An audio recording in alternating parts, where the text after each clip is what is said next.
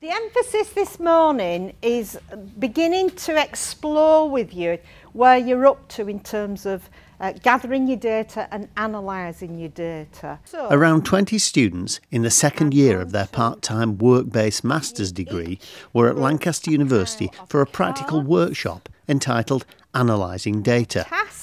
Your first task of the morning to get you going is to sort those cards out, please.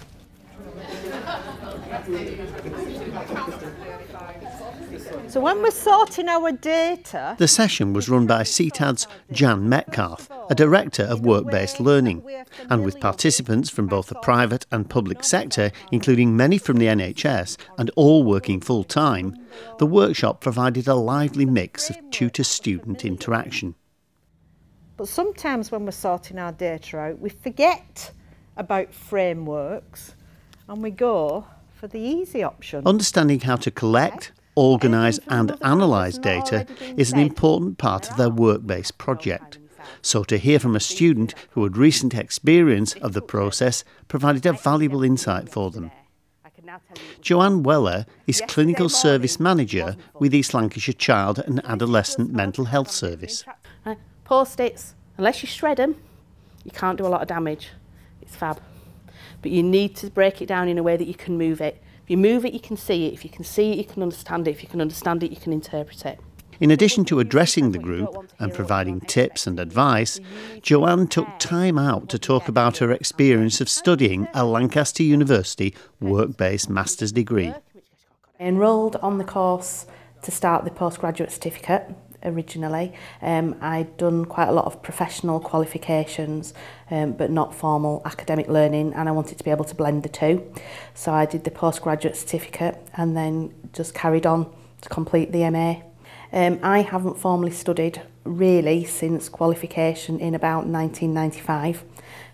I'd done nursing and then stopped to have a child, and then came back and was so caught up with the movement of the NHS and the speed of change that I hadn't really thought about formal learning. So it was a great opportunity to consolidate clinical practice with a formal learning experience. I think it was a bit of a challenge to start with.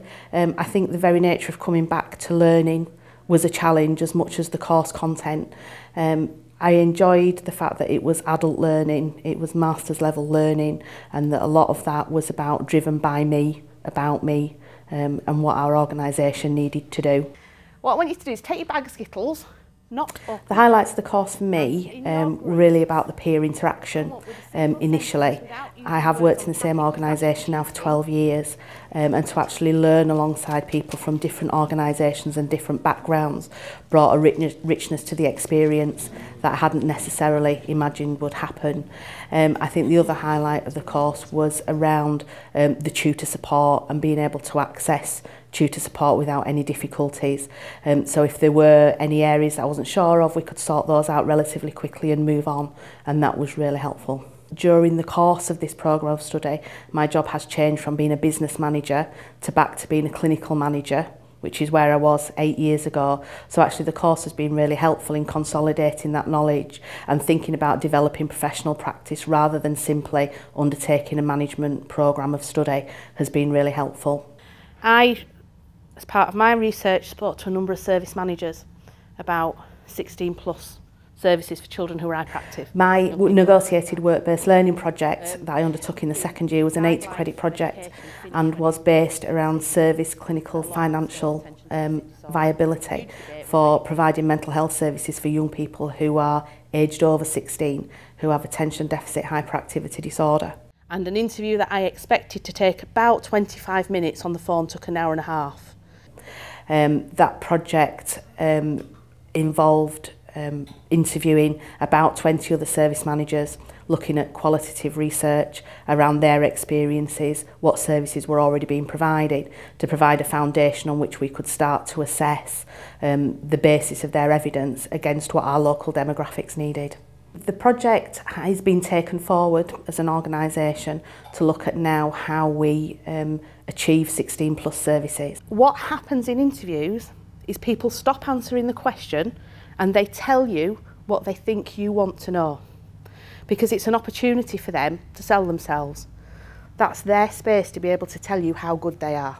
In terms of some of the comments for people from work, the feedback, I do a kind of a peer feedback group now, looking at how a group of us practice and how we think. So that's been very positive, and there are some very positive comments from the staff, one of which amuses me because it talks about me being more inquisitive and actually wanting to know more, wanting to learn more. And I think that's been a significant change over the last couple of years. I would say to somebody about to start the course, they need to have a clear idea about where they're going. I think they need to have protected time to actually do the work, because although there are few taught sessions, the actual commitment about putting the hours and the work in is significant, and for that will be doable for most people, but that time needs to be protected. I would also say don't be frightened to say there's something I'm struggling with, because actually most things can be overcome. I think it's a really good course for people both in management positions and in clinical positions who want to look to developing their professional practice.